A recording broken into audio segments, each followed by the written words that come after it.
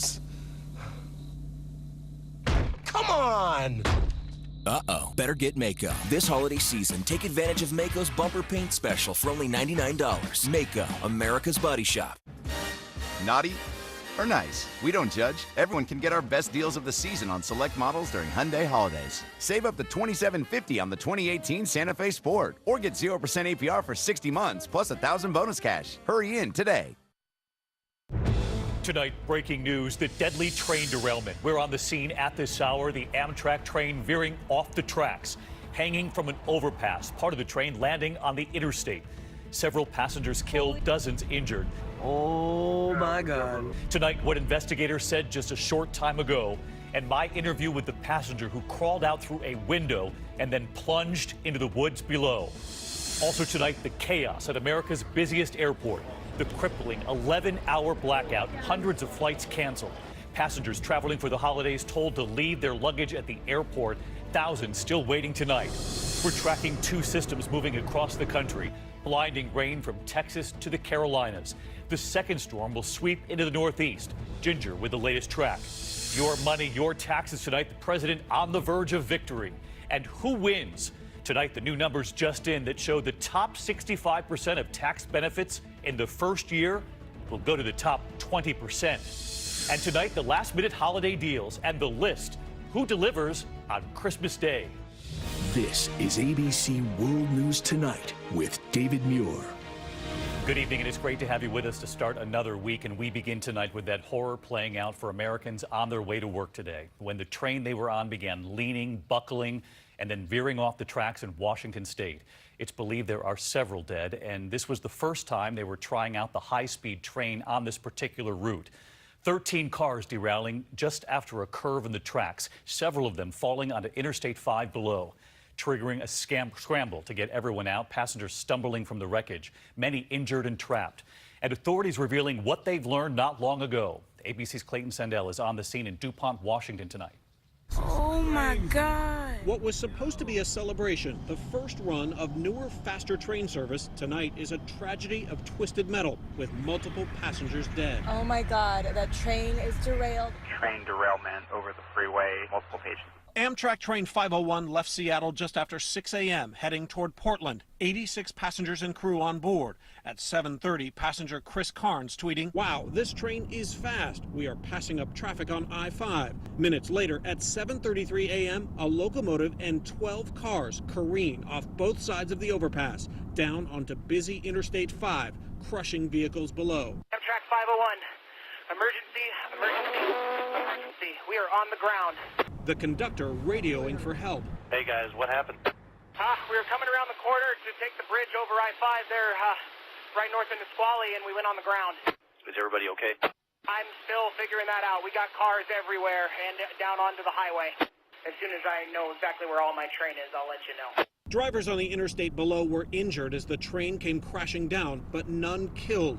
Dan Konzelman jumped out of his car in snarled traffic and onto the train to help. We climbed underneath the train as best we could, and there was people with half their bodies pinned who couldn't move. They were in a lot of pain. A lot of them were screaming and moaning, but there's nothing we could do to help them really. So we just stayed with them. They're requesting all possible units. There's bodies on the freeway.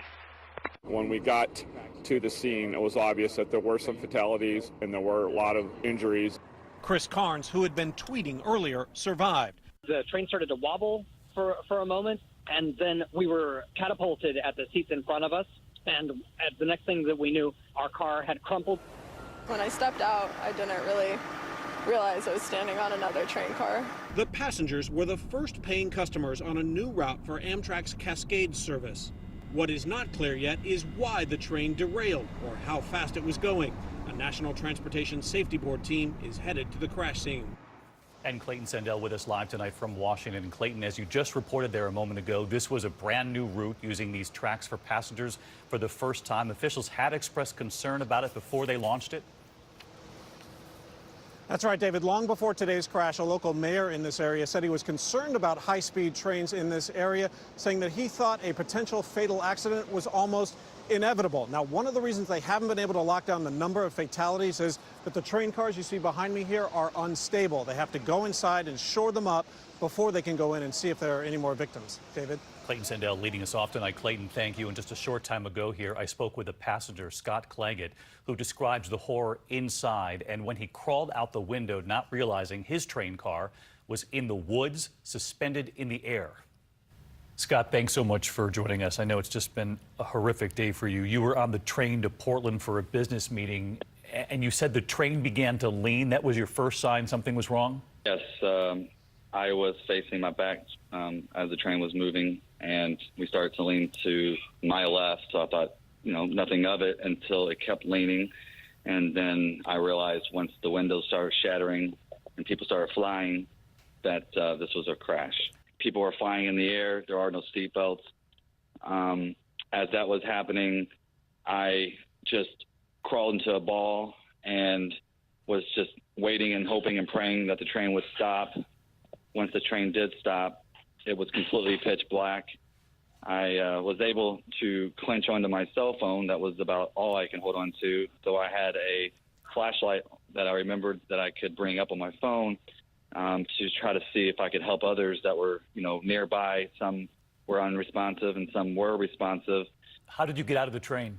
I don't know how the window, if it was already open or someone opened it or broke it open. I just know that it was open, and I decided to jump out of it, not knowing that my cart has now entered the woods, and I'm about a story and a half up. Once I jumped out of the train, I realized how high I was, and I landed on the ground. Still hearing screams. There's nothing more that I can do, which is pretty painful to want to help somebody, but you can't because, I'm so far below. You mentioned the cell phone, the light on the phone that you used to get out through that window, and you made a call when you get off that train? Yes, I made a phone call to my parents and then to a really good friend of mine, none of which picked up the phone. But those are the two phone calls that I made. Well, I'm sure they're glad, whether they picked up the phone or not, that you're okay tonight. And we are too. I'm sorry about what you witnessed today, and we're glad you're okay. Thank you. Scott Claggett and his harrowing story from inside that train tonight. We do move on here to the other news on this Monday evening, into the nightmare at the world's busiest airport in Atlanta after that massive power failure. Customers, many traveling for the holiday, told to leave their luggage behind yesterday while they wait for new flights today. It was a fire that knocked out power. The airport brought to a standstill for several hours, and tonight thousands of passengers are still waiting for flights, and the piles of luggage are still there. ABC's Marcus Moore from Atlanta. Tonight, thousands of passengers at Hartsfield-Jackson International scrambling to get out of Atlanta amid a sea of luggage. Pure frustration for Robert Jubin and his wife Terry trying to get home to Detroit. What are they telling you about when you might be able to fly out? Thursday. I'm missing work. It'll be several days of work. She's already missed a day's worth of work. After getting stranded on a plane for 3 hours, Paige Ascari now struggling to find her bags. All my personal items, Christmas gifts, like everything is in there. It's madness. It's chaotic in here. I just want my bags. More than 1,500 flights canceled since that power outage crippled the world's busiest airport, 390 on Delta alone. Yesterday, just after noon, some 30,000 passengers plunged into darkness for nearly 11 hours. A fire underground taking out the power system along with its backup. Crews working through the night to fix the charge system. It's a nightmare. We have to go through the tunnels that are pitch black. Passengers walking through hazy terminals. We're in the airport. No power. No light. I just want to get home. Just waiting. This is absurd. Airport workers and passengers helping the elderly and disabled. This man finding the only way down a stalled escalator. Outside, dozens of planes halted. So we've been waiting. Like she said, we were on the plane for 7 hours. Evacuated passengers using blankets to keep warm. Others finding anywhere they could to rest. People are sleeping on the floor like homeless people. I've never seen anything like this. And that power fully restored just before midnight. Today, Georgia Power apologizing for the fire, which they say started in a service tunnel. And Marcus Moore with us tonight from Hartsfield International, where so many people are still trying to connect with their luggage. A lot of the luggage right there behind you, Marcus, and they're still waiting on flights. Yeah, that's right, David. We see rows and rows of luggage here, literally covering the floor, waiting to be claimed. Certainly a frustrating time for passengers, but things are slowly but surely getting back to normal. At the same time, though, some passengers, David, are being told they may not be able to get on a plane until Thursday, and some have told me they're going to go ahead and rent a car to get to their destinations, but even that is proving to be a challenge tonight here in Atlanta. David. That is a true nightmare with just days before Christmas. Marcus, thank you again tonight, and making it even harder for Atlanta to get flights back into the air today. The heavy fog. Look at this. You can see it surrounding one of the passenger jets right there this morning in Atlanta, and it's just one of two systems we're tracking, with millions, of course, traveling this week to get there in time for Christmas. So let's get right to Chief Meteorologist Ginger Zee. She's tracking it all tonight. Hey, Ginger. Hey there, David. A lot of folks that saw dense fog this morning will do it again tomorrow, especially along the Gulf Coast. On top of that, then you've got this warm air advecting in along this warm front. And so heavy rains, flash flooding, even severe storms Tuesday through early Wednesday morning. Something to watch for again from Dallas to Atlanta. Next storm to watch, this one dropping up to 36 inches of snow in the Cascades overnight tonight. Then, if you're traveling I-80 or I-70 in the northern plains, a base 2 to 4 inches of snow, some places up to a foot. It becomes all rain, but certainly impact as so many folks hit the road and skies this Friday, Saturday, and Sunday on the East Coast. Rain can be just as dangerous as the snow. All right, Ginger, thanks. You'll be tracking it all week long for us. In the meantime, California's Thomas Fire, now in its third week. It is now the third largest wildfire in state history there. It could soon be the largest ever. 8,500 firefighters on the fire lines still tonight after a weekend that saw those Santa Ana winds return. 3 more homes lost in Santa Barbara County, but hundreds of others were saved thanks to those firefighters. Those winds are expected to return midweek. The threat not expected to be over until after the new year. Next year tonight, to your money, your taxes. President Trump on the verge of victory tonight. Congress set to take the first votes tomorrow. So who wins, who loses? The tax cuts on corporate America are set to be permanent. The cuts for individuals and those that benefit the middle class have expiration dates. And a new analysis just out tonight finding that next year, 65% of the tax benefit in the first year will go to the top 20%. And after the first decade, the top 20% will get nearly all of the benefit, while the bottom 40% will actually get a tax increase, according to that new study. ABC's Mary Bruce back on the Hill tonight. With a victory on tax reform in sight, President Trump tonight is promising Americans big results. It will be the biggest tax cut and tax reform in the history of our country. Thank you. But on Capitol Hill, protesters are urging Congress not to pass this bill. This is what democracy looks like. So who really wins and who loses? The president has insisted he will not benefit. And it's not good for me, believe me.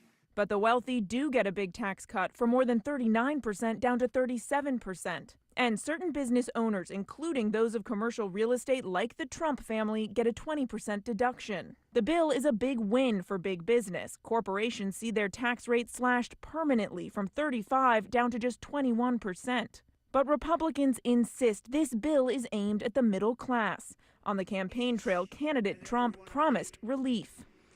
Our campaign is about giving voice to the voiceless. It's about representing the forgotten men and women of this country, and they have been forgotten. But in the new tax bill, the individual tax cuts expire after 8 years. And tonight, that new analysis finds in a decade, 70% of middle-income Americans would face a tax increase, while 76% of the wealthiest would receive a tax cut. Are you just giving yourself a big tax cut here? No, we'll be judged not by how y'all report the tax cuts, how people feel it. If you live in a state with high property and income taxes, you could also lose out. The bill caps state and local property and income tax deductions at $10,000. The bill repeals the Obamacare individual mandate that all Americans have insurance, which could leave 13 million more Americans uninsured and leave premiums skyrocketing. And Mary Bruce with us live on the Hill tonight. And Mary, we know that Senator John McCain is returning home to Arizona to recuperate from treatment related to those side effects of his cancer therapy. We're told he's responding well. That's good news tonight. He won't be able to vote on this tax bill, but Republicans you're talking to, Mary, say they still have the votes? David, they think they do. A short while ago, moderate Republican Susan Collins announced she is a yes, which means tonight in the Senate there is not a single Republican no vote. The president hopes to sign this bill into law before the end of the week. David. Mary Bruce live on the Hill. Thanks, Mary. President Trump, meantime, outlining his national security strategy today, a quote, America First approach focused on 2 global rivals, including Russia. but he did not mention meddling in the election. We also face rival powers, Russia and China, that seek to challenge